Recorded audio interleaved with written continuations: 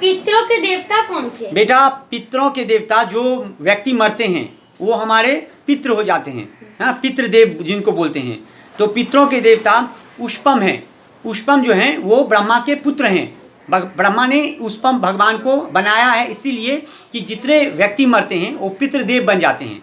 तो हम लोग जब श्राद्ध, उनका जब श्राद्ध आता है वो 29 तारीख को पितरपक्ष है, तो पितरपक्ष में हम लोग उनको देते हैं। जो पहले भगवान जो उष्पम है वो हमारे पितरों को पृथ्वी लोक पे भेजते हैं कि जा करके देखो तुम्हारा पुत्र, तुम्हारा संतान तुमको अन्न में क्या दिया खाने को। सबसे पहले श्राद्ध किसने किया? हाँ, ये बहुत अच्छा है। सबसे पहले श्राद्ध किसने किया? बेटा उत्तरी ऋषि हैं। उत्तरी ऋषि के वंशक हैं यहाँ पर ही, जिनको कहते हैं नीमी। नीमी के एक नीमी जो हैं, नीमी ने ही सबसे पहले श्राद्ध का स्टार्टिंग किया, नीमी ऋषि। तो उत्तरी जो ऋषि हैं, उत्तरी ऋषि के ये वंशक हैं नीमी ऋषि, और नीमी ने ही श्राद्ध का सबसे पहले ये उत्पन्न किया था। और कौओं को श्राद्ध के समय खाना क्यों खिलाया जाता था? कौवे को श्राद्ध के समय इसलिए खाना खिलाया जाता है क्योंकि बेटा कौवा वो नहीं है जिसे हम लोग श्राद्ध के समय में खिलाया जाता है ना, वो कौवा नहीं है, वो एक भगवान है। कौवा जो है वो एक भगवान है। हाँ, तो उन्होंने माता सीता को काट लिया था, जिसके कारण वो कौवा का रूप धारण करके आया था। इसीलिए कौवे जितने जाति हैं उन्हें एक तरह का क्यों भगवान है? क्योंकि हम लोग जो मरते हैं तो कर्म के अनुसार से हमें हर योनि मिलता है और योनि में हम लोग जीते हैं। मान लीजिए कोई कुकुर बन गया, कोई बंदर बन गया, ये जो कौवा है ना वो अपने आँख से देख लेता है। हाँ, उसके पास ये शक्ति होता है, वो भूत भविष्य दोनों देख सकता है।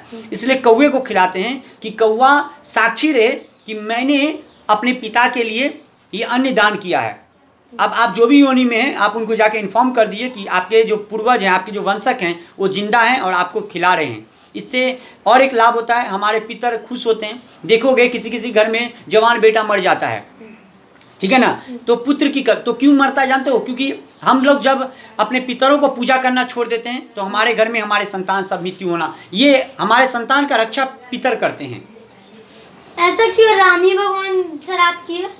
राम भगवान बेटा श्राद्ध किए थे। और राम भगवान ऐसा क्यों? क्योंकि राम भगवान को सर्वप्रथम नहीं पता चला कि उनके पिताश्री कब मरे, उनका शरीर कब तो। लेकिन जब राम, उस समय राम वनवास में थे, और जब राम को पता चला तो लक्ष्मण भैया के साथ राम जी स्वयं स्नान करके अपने पिता दशरथ का श्राद्ध किए।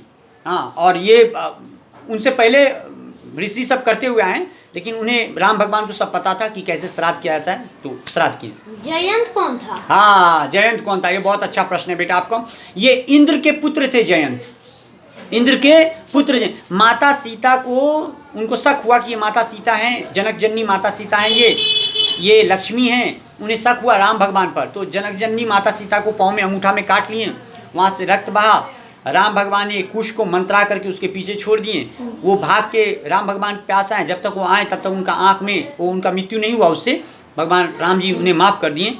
लेकिन कुशक आके उनका आँख में लग गया, जिससे उनका आँख फट गया जयंत का, इसलिए वो एक आँख से नहीं देख पाते थे। लेकिन एक आँख से वो भूत भविष्य और वर्तमान भूत भविष्य वो तीनों देख लेते हैं, इसलिए उनको खाना खिलाया जाता है। इसलिए वो एक तरह के भगवान है, जयंत भगवान है।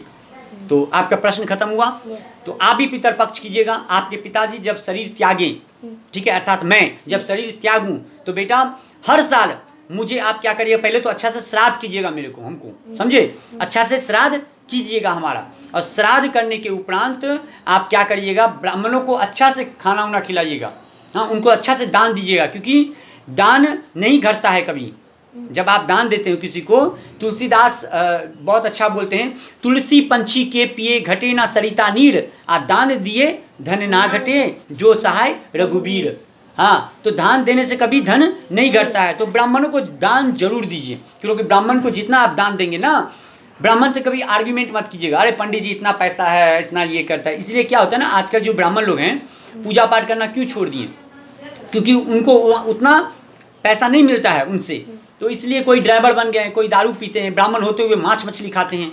गरुड़ पुराण में भगवान विष्णु कहते हैं गरुड़ जी को, धिक्कार है वे व्यक्ति जो मांसाहारी है, उसका पूजा मैं कभी स्वीकार नहीं करता हूँ। और कुछ ब्राह्मण अपने आर्ग्यूमेंट में कहते हैं कि कहाँ लिखा हुआ है, अरे गीता में लिखा हुआ है मांसाहारी नहीं खाना चाहिए। और पितर पक्ष के समय में लहसुन प्याज को छूइएगा मत, ये तो मांस से भी ज़्यादा खराब है लहसुन प्याज। तो लहसुन प्याज को मत छूइएगा, मांस मछली मत खाइएगा पितरपक्ष के समय। समझे हम क्या बोले? हाँ।